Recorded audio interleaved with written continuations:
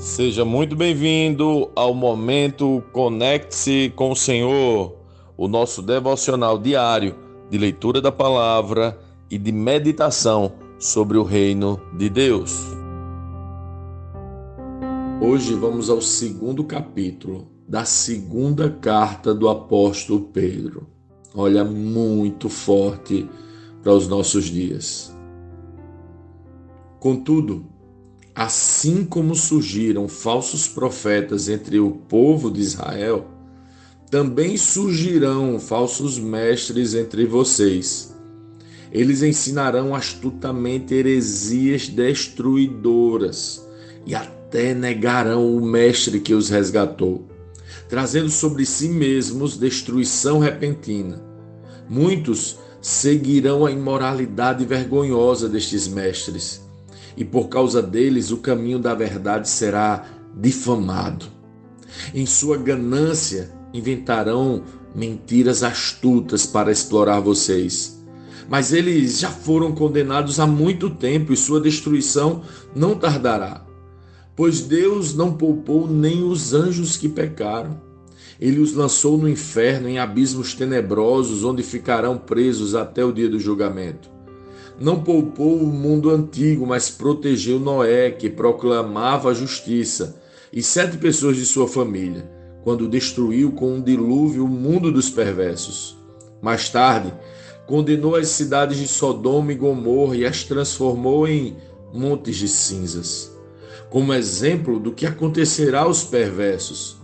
Em contrapartida, resgatou Ló, tirando-o de Sodoma, por ser ele um homem justo, afligido com a vergonhosa imoralidade dos perversos ao seu redor.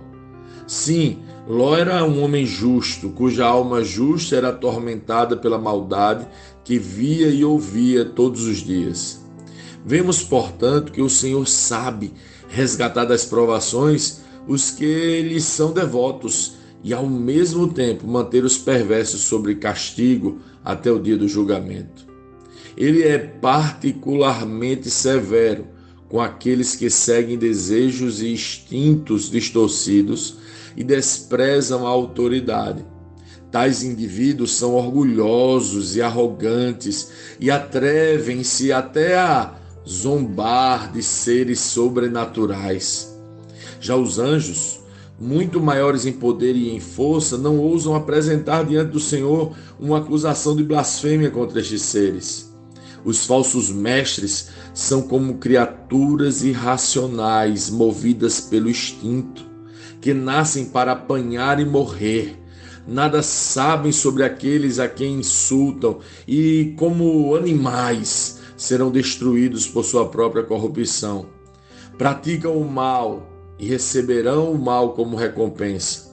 Gostam de se entregar à imoralidade em plena luz do dia. São uma vergonha e uma mancha no meio de vocês, sentindo prazer em enganá-los enquanto participam de suas refeições. Cometem adultério com os olhos e abrigam um desejo insaciável de pecar. Seduzem os instáveis e são bem treinados na ganância.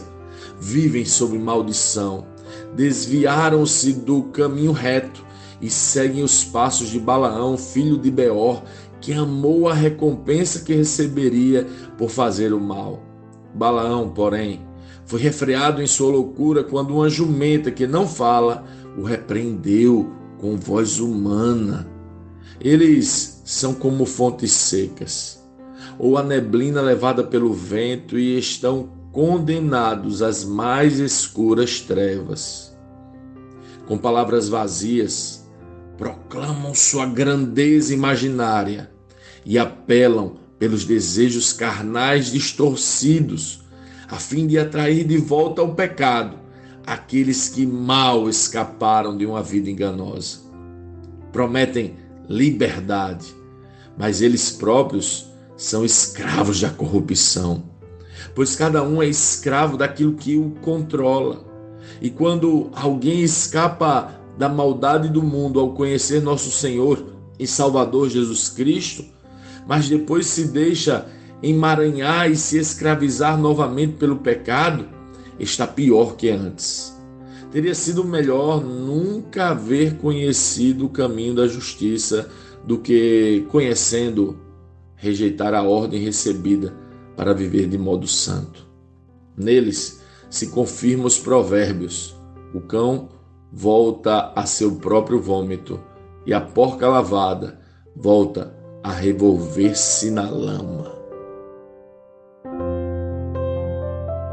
Lendo este capítulo de hoje, nós precisamos responder: como Cristo lê esse texto? O que aprendemos nele? E que aplicações práticas esse texto deve trazer para as nossas vidas?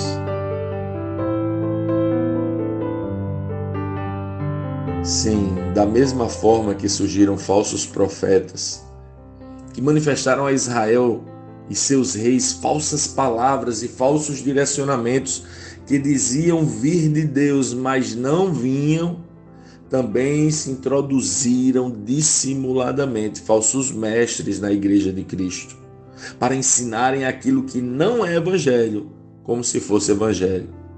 Percebamos que, pelo menos nessa parte da carta de Pedro, o problema para nós não são os falsos profetas, mas os falsos mestres. O falso mestre produz um estrago muito profundo para a igreja, pois produzem heresias destruidoras. Que heresias destruidoras são estas? Esse deve ser um assunto muito importante, muito caro para a igreja. Precisamos estar exercitados em distinguir estas heresias destruidoras para que não caiamos nela. Quando Pedro escreveu isto, como vimos no capítulo anterior, os fez para nos garantir um caminho após sua morte. Esse era seu compromisso. Agora estas heresias destruidoras estão aí. Há falsos mestres que também são falsos profetas. E o seu mal maior não são os absurdos proféticos, mas as heresias destruidoras que ensinam. Atenção ao texto. Na NAA diz assim: assim também haverá entre vós falsos mestres, os quais introduzirão dissimuladamente heresias destruidoras, até o ponto de renegarem o soberano Senhor que os resgatou. Na NVT, também surgirão falsos mestres entre vocês. Eles ensinarão astutamente heresias destruidoras e até negarão o mestre que os resgatou.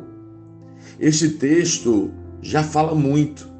Os ensinos das heresias ocorrem de forma dissimulada e astuta. Significa que é atraente, que é envolvente e que é inserido dentro de um contexto de verdade para que a mentira não seja percebida. Uma pequena peça que se move de posição no tabuleiro e quando você percebe o jogo já é outro. Precisamos ficar atentos. Qual é o ápice das heresias destruidoras? Qual é o alvo de seus ensinamentos malignos? O texto fala: negar o soberano Senhor.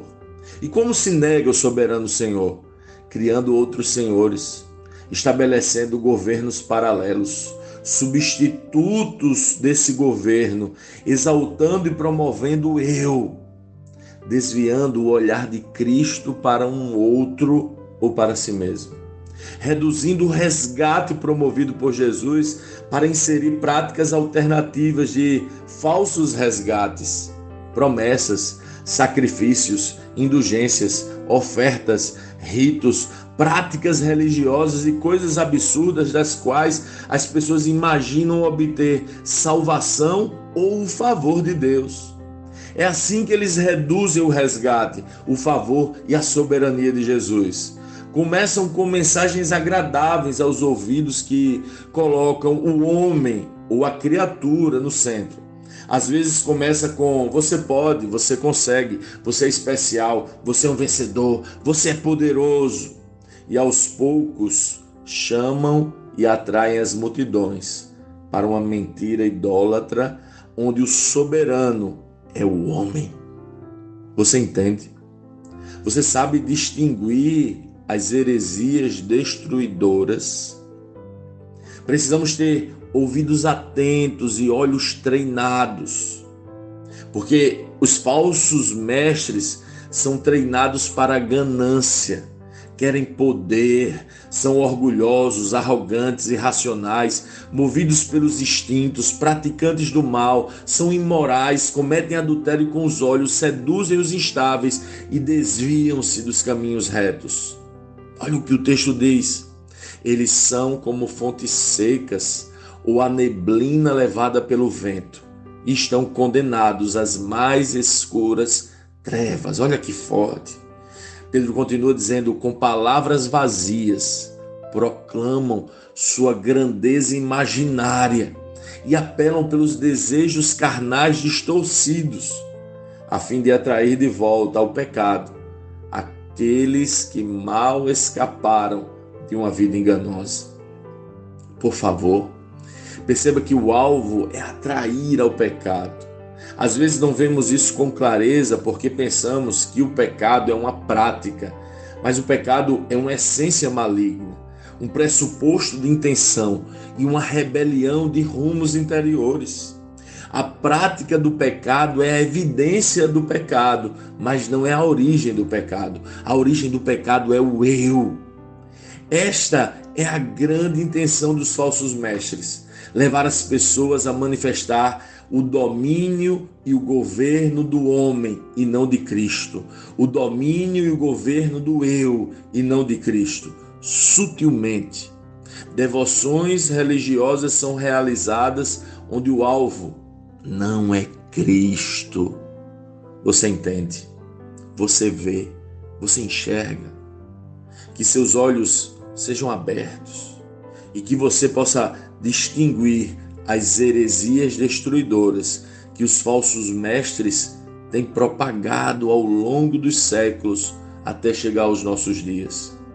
Preste atenção, a Bíblia é a luz que pode nos resgatar o entendimento, para no Espírito contemplarmos a verdade, pois provavelmente eles, os falsos mestres, produziram muito do que pensávamos até agora ser o Evangelho e não é.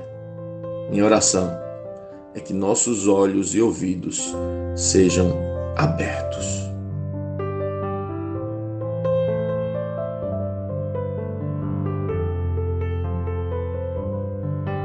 Sim, que bom ter você neste devocional e poder compartilhar o Evangelho. Mas, como sempre dizemos, o texto de hoje e o texto de cada dia tem muito mais para oferecer, muito mesmo. Nosso objetivo aqui é te influenciar a parar um pouco e ler o texto bíblico, pois acreditamos que 5 minutos de vida na palavra podem transformar completamente uma vida. Que Deus te abençoe. Leia, medite, comente, pergunte e adore o Senhor no seu lugar secreto. Conecte-se com o Senhor.